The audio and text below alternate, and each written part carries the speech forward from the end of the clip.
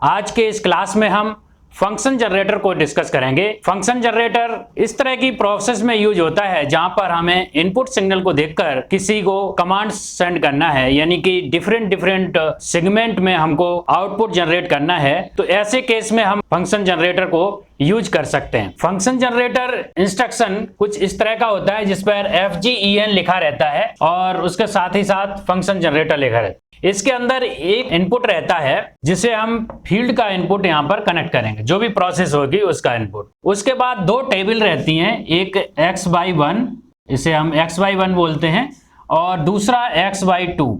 ये दो टेबल रहेंगी और उसके अंदर एक सिलेक्ट का रहेगा, यानी कि इन टेबल में से कोई सी भी टेबल को सिलेक्ट करने के लिए हमें इस सिलेक्ट को यूज करना पड़ेगा। अगर सिलेक्ट का वैल्यू 0 है तो x/1 जो टेबल होगा वो सिलेक्ट रहेगी, और अगर सिलेक्ट की वैल्यू 1 हो गई तब हमारा x/2 टेबल काम करेगी। तो ये सिंपल एक PID का सब्स्टिट्यूट है। PID के अंदर हमें KP, KI और गेन वगैरह डालने पड़ते हैं, उसके अकॉर्डिंग प्रोसेस को स्लो और फास्ट करते हैं। इसके अंदर वो चीज नहीं होती है। इसके अंदर सिंपली पीरियोडिक इंस्टेंटेनियसली आउटपुट निकालता है, जो x होगा उसके अकॉर्डिंग y निकाल देगा। कैसे काम करेगा? इसके अंदर XY साइज होता है, XY1 साइज और एक XY2 साइज। ये हमें डिसाइड करना पड़ता है कि कितने साइज की हमें टेबल बनानी है। मान लीजिए मैं एग्जांपल के तौर पर ये 7 एरे ले लिए, तो जो भी हमें यहाँ पर टेबल बनाएंगे, जैसे एक टेबल ये बन गई X1, इसके अंदर हमने 0 से 6 7 एरे हमने ले लिए। 7 रियल टाइप टैग हो गए एक तरह से, ये X में हो गए और इसी तरह से Y में भी हो गए, ये Y1 हो गया। अगर हमने सिलेक्ट की वैल्यू 0 कर दी तो XY टेबल हमारी सिलेक्ट हो जाएगी, और इसका साइज अगर हमने 7 कर दिया तो ये वाली टेबल हमको इसके अंदर कनेक्ट करनी पड़ेगी। ये कैसे कनेक्ट होगी? ये सिंपली इसके अंदर एक टैग बन जाएगा। जैसे मान लीजिए मैं X1 इसका नाम है, X1 की टेबल बना रहे हैं, तो X1 की हम यहां पर टेबल भी कनेक्ट कर सकते हैं। तो क्या करेंगे, X1 एक टैग क्रिएट करेंगे रियल टाइप, जिसके अंदर हम 7 वेरिएबल रियल टाइप का एरे बना देंगे। ऐसे ही एक Y1 का एक रियल एरे बना देंगे, जिसके अंदर हम 7 टैग ले लेंगे, 7 टैग आ जाएंगे। जैसे इसको ही डिस्कस कर लेते हैं एग्जाम्पल के तौर पर। अगर हमने X1 की वैल्यू 0 से 60 डाल दी तो कोई भी इनपुट का सिग्नल, ये इनपुट का सेक्शन होगा X, और आउटपुट का सेक्शन ये Y1 होगा जब हम टेबल XY1 को सिलेक्ट कर रहे हैं।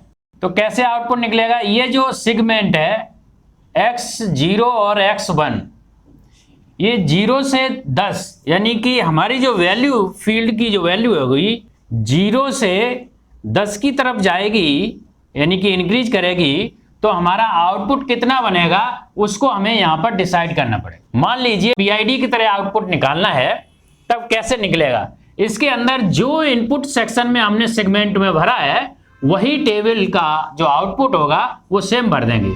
तो इसमें क्या था, 0, 10, 30, 40, 0, 10, ये 20 है, ये 20 है, ये 30, ये 40, ये 50 और ये 60। अब क्या होगा, जो भी इस सेगमेंट में, पहले सेगमेंट में 0 से 10 की तरफ जब हमारा इनपुट जाएगा तो आउटपुट भी हमारा 0 से 10 के बराबर निकालेगा। यानी कि इनपुट मान लीजिए 5 होगा तो आउटपुट भी, अगर इनपुट 5 होगा तो इसका आउटपुट भी 5 हो जाएगा, क्योंकि ये हमने सेम सेगमेंट डाल दिया 0 से 10, तो 0 से 10 आउटपुट निकालना है। ऐसे ही इसी केस में जैसे जैसे ये इनपुट 60 की तरफ बढ़ता जाएगा तो आउटपुट भी 60 की तरफ बढ़ जाएगा। जब हमारा इनपुट 60 हो जाएगा तो आउटपुट भी हमारा 60 हो जाएगा।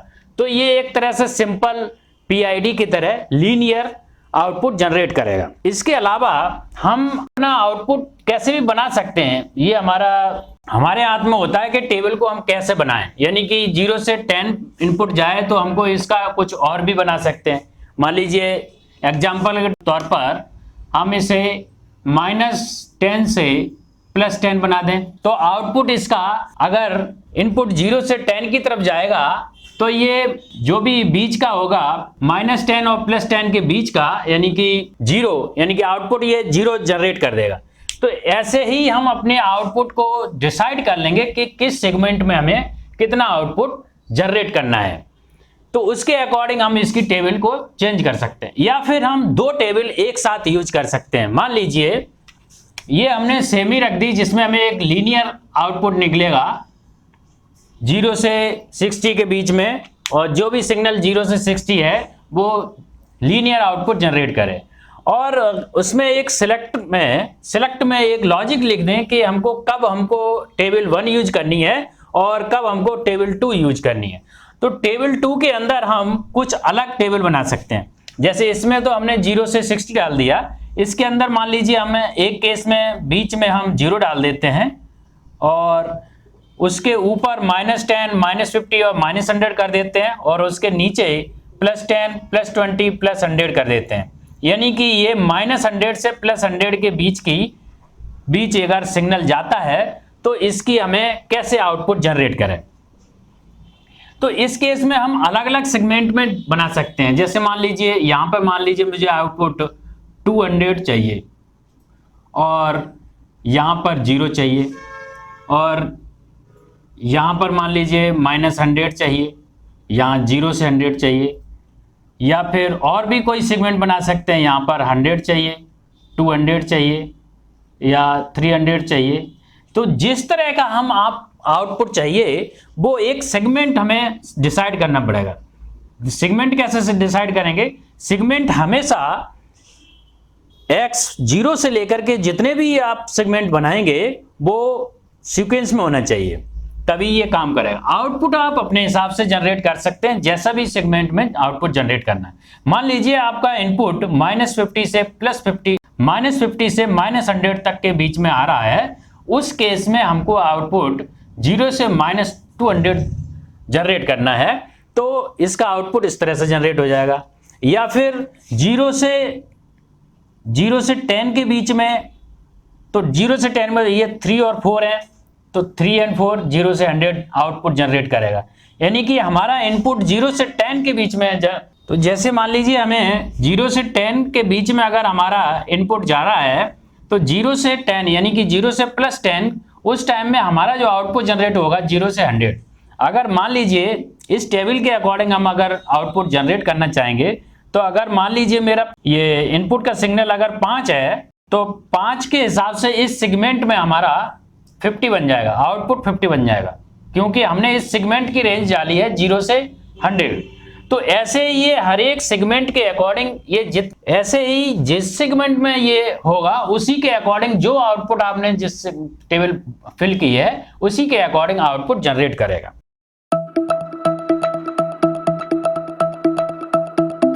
तो आज का जो टॉपिक है वो फंक्शन जनरेटर का है, तो उसी को आज हम डिस्कस करेंगे। तो इसको डिस्कस करने के लिए हम एक न्यू रूटीन बनाएंगे, और यहाँ पर हम फंक्शन जनरेटर लिखेंगे FGEN। इस नाम का एक हम रूटीन बना देंगे FDD में, और ये बन गई है। इसके अंदर हम प्रोग्राम लिखेंगे, और इस फाइल को हम मेन रूटीन में GSR के थ्रू कनेक्ट कर देंगे, इनेबल कर देंगे, और इसके बाद हम यहाँ पर प्रोग्राम लिखेंगे।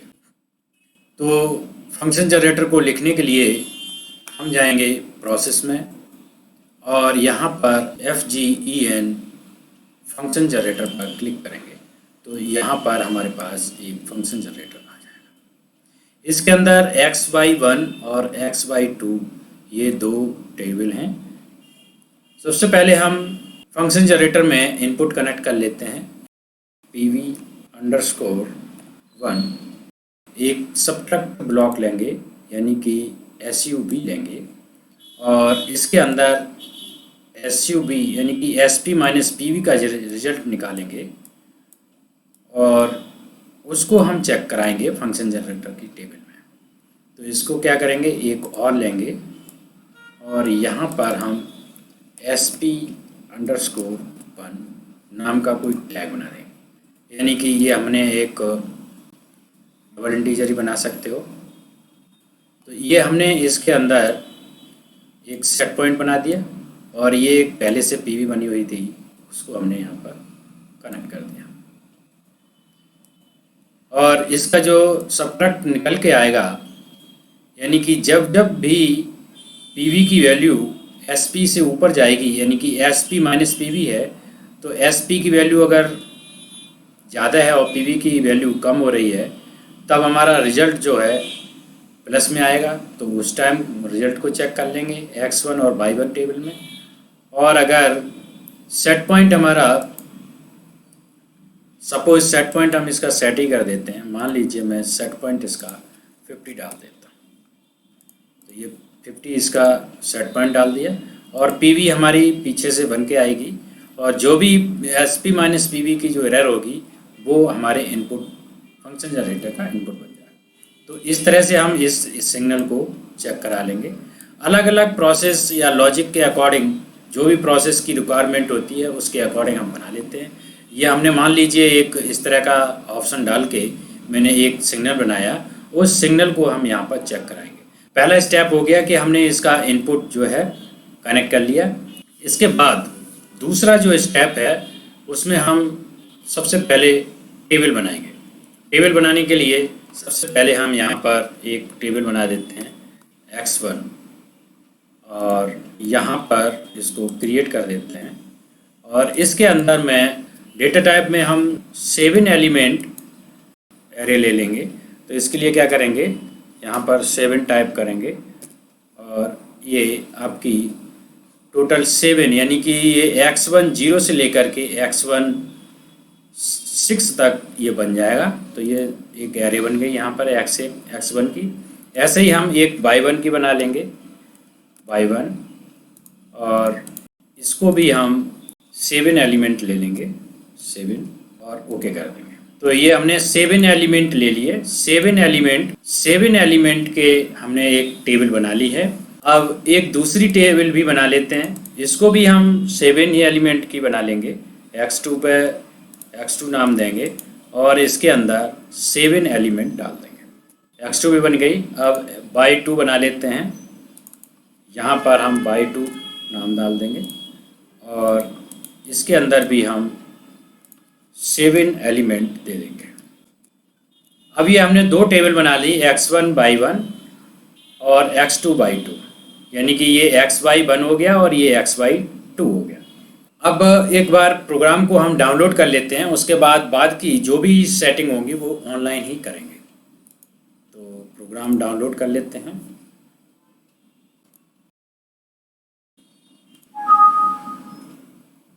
ये हमारा फंक्शन यहाँ पर प्रोग्राम डाउनलोड हो गया। अब इसके अंदर जैसे ये पीवी हमारे ये चलती हुई है और ये सेट पॉइंट है, तो एसपी माइनस पीवी जब इसका रिजल्ट होगा तो यहाँ पर ये निकल के आएगा और ये सिग्नल हमारा बन जाएगा फंक्शन जनरेटर का। यानी कि किसी चीज़ का हमने कोई सिग्नल है उसका एक सेट पॉइंट दे दिया और प्रोसेस वैल्यू को चेक करा करके एक एरर सिग्नल जनरेट कर लिया और उस एरर सिग्नल को हम यहाँ पर पहले xy टेबल में, xy1 टेबल में, फिर xy2 पे टेबल में चेक करा के आउटपुट जनरेट करेंगे। तो कैसे करेंगे, सबसे पहले तो हम x1 और y1 इसकी एक टेबल इसको हम फिल कर लेते हैं। फिल करने के लिए क्या करेंगे, इसको हम यहाँ पर लेके आएंगे और x1 इसके अंदर टेबल हम फिल करेंगे। तो मान लीजिए मैं टेबल जिस तरह से हमने बोर्ड पर बताई थी वैसे ही फिल कर लेते हैं। पहले ये हमने x1 को दे दिया और y1 इसका आउटपुट जो होगा वो y1 टेबल में आएगा, y1 टेबल में डालना पड़ेगा। तो यहाँ पर भी हम इसी तरह से आउटपुट डाल देते हैं। ये हमारा लीनियर आउटपुट जनरेट करेगा। ये 40 हो जाएगा, ये 50 हो जाएगा और ये 60 हो जाएगा। अब क्या होगा, जो सेगमेंट में होगा, जैसे मान लीजिए पहले 0 और 1 के सेगमेंट में होगा तो 0 से 10 के बीच में जो भी इनपुट आएगा तो आउटपुट भी 0 से 10 के बीच में ही जनरेट करेगा। तो ये तो एक यूनिफॉर्म हमारी लीनियर टेबल बन गई। एक दूसरी टेबल बनाते हैं जिसका इनपुट हमारा x2 होगा। इसके अंदर हम यहाँ पर 0 रहने देते हैं और यहाँ पर -25 कर देते हैं और यहाँ -50 कर देते हैं और यहाँ पर -100 कर देते हैं। यानी कि अगर सिग्नल इस तरह से आता है, 0 से माइनस में जाता है, तब इस तरह का रहेगा। और इधर हम प्लस में कर देते हैं 25 और 50 और 100।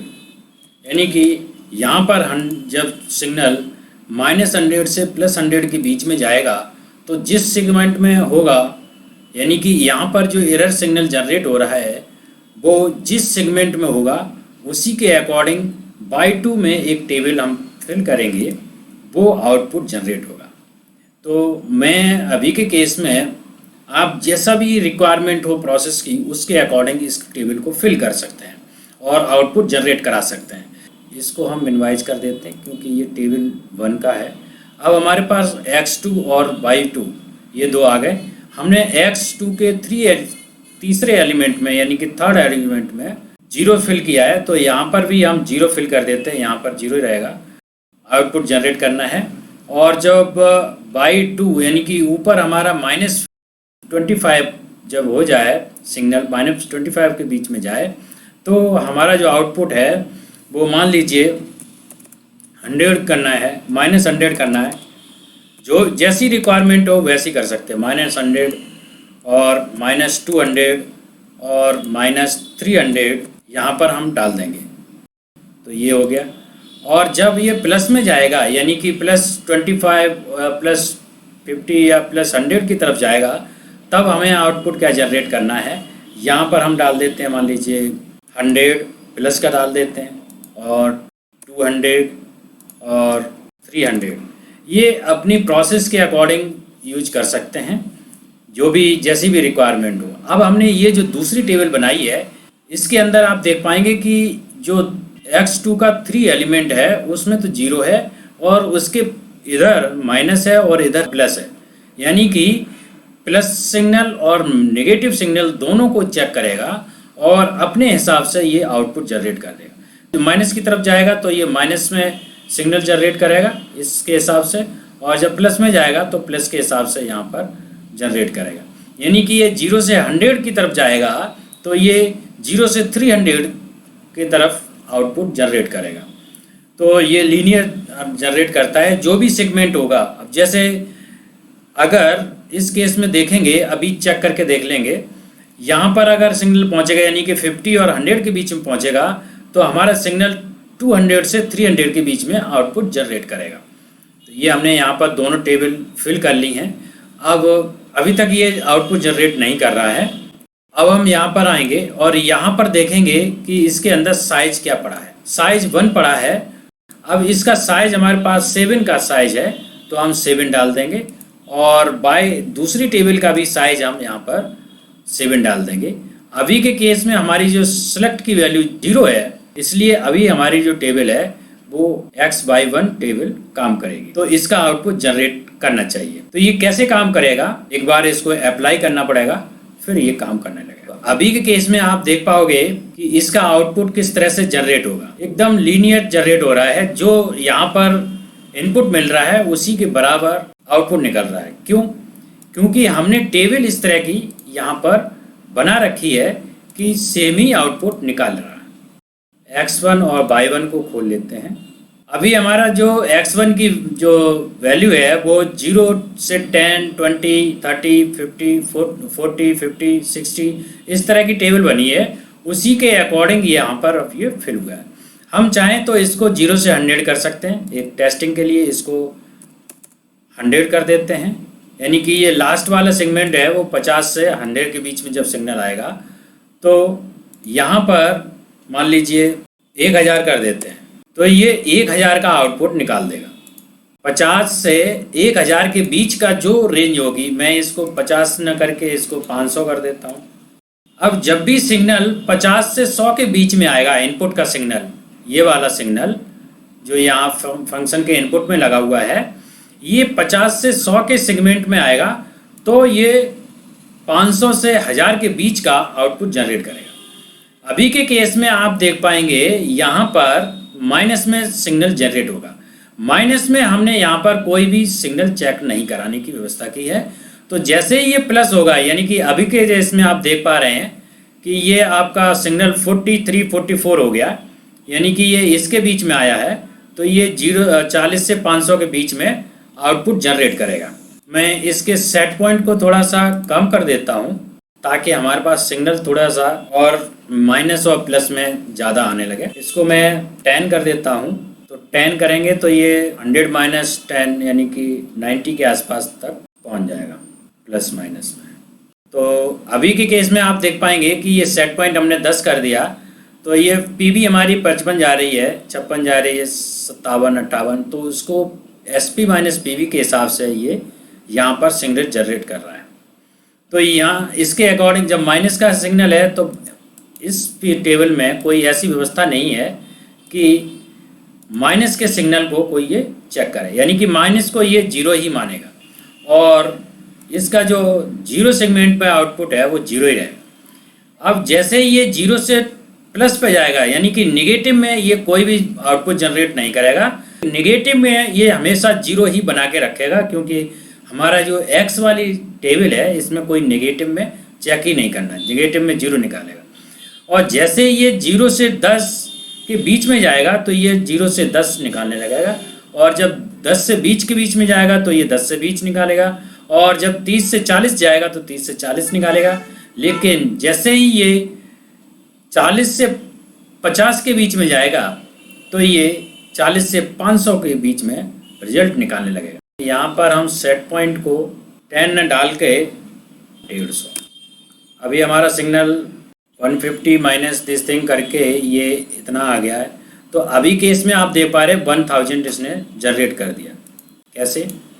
अभी के केस में आप यहाँ पर देख पाएंगे कि x1 की वैल्यू हमारी अभी चल रही 128 के आसपास, यानी कि ये सिग्नल हमारा जो पहुँचा है वो x6 के ऊपर चला गया, यानी कि x1 के 6 के ऊपर चला गया, और हमारा xy का 1000 है, यानी कि मैक्सिमम जो था वो इसने यहाँ पर दे दिया। अभी जैसे जैसे ये इसकी जो वैल्यू है कम होती जा रही है, और जैसे ये सेगमेंट 50 से 100 के बीच में आएगा ये डाउन करना शुरू कर देगा। देखिए ये 960, 950, 970, क्योंकि ये 50 और 100 के बीच में आ गई है, 50 और 100 के बीच में इनपुट है, तो ये 500 से 1000 के बीच में जो भी लीनियर आउटपुट बनेगा उसको ये जनरेट करेगा। तो ये तो x1 की टेबल के हिसाब से हो गया। अब अगर हम इसको x1 के हिसाब से नहीं करते हैं और हम x2 टेबल ले लेते हैं तो उसके लिए क्या करना पड़ेगा? सिंपली हमें सिलेक्ट को 1 करना पड़ेगा। सिलेक्ट को एक बार 1 करके अप्लाई करेंगे तो अब ये x2 टेबल के अकॉर्डिंग यहाँ पर आउटपुट जनरेट करेगा। अभी ये आउटपुट x2 टेबल के हिसाब से दे रहा है, इसको एक बार चेक करेंगे। ये x2 है और इसका आउटपुट y2 है। यहाँ पर मैं इसको खोल लेता हूँ। यहाँ पर आप देख पाएंगे कि ये सेगमेंट हमने माइनस में भी सिग्नल चेक करेगा और प्लस में भी करेगा, यानी कि -100 से +100 जो इन सिग्नल है उसके बीच में होगा तो ये -300 से +300 के बीच में सिग्नल देगा। अभी के केस में आप देख पाएंगे ये 117 दिखा रहा है, 116 मतलब 110 के ऊपर है, तो ये इस वाले सेगमेंट से ऊपर यानी कि 300 दिखाना चाहिए, तो ये 300 ही दिखा रहा है। अभी जैसे ये यहाँ आएगा यानी कि 50 और 100 के बीच में सेगमेंट में आएगा, ये आ गया, ये अभी 50 और 100 के बीच में आ गया x2 की वैल्यू यानी कि इनपुट की वैल्यू। तो अभी आउटपुट आपका निकलेगा 200 से 300 के बीच में, ये आप जैसा निकाल रहे हैं। ऐसे जैसे जैसे ये सेगमेंट चेंज करता जाएगा, जितने भी मर्जी हो उतने का सेगमेंट डाल सकते हो आप। यहाँ पर 80 से 100 भी डाल सकते हो। तो अब ये सेगमेंट आ गया 25 से 80 वाला, 25 से 80 के बीच में हमारा हो जाएगा 100 से 200 के बीच में, ये वाला आउट जनरेट करेगा। इस तरह से हम अपने आउटपुट को सुविधा के हिसाब से टेबल में चेंज करके आउटपुट जनरेट कर सकते हैं। तो आज की क्लास में हमने फंक्शन जनरेटर को समझा। तो इस क्लास में बस इतना ही।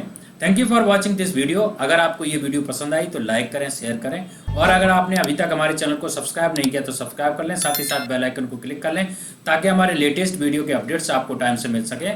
और अगर आपका कोई क्वेश्चन है, कोई डाउट है तो नीचे कमेंट बॉक्स में पूछ सकते हैं। Thank you.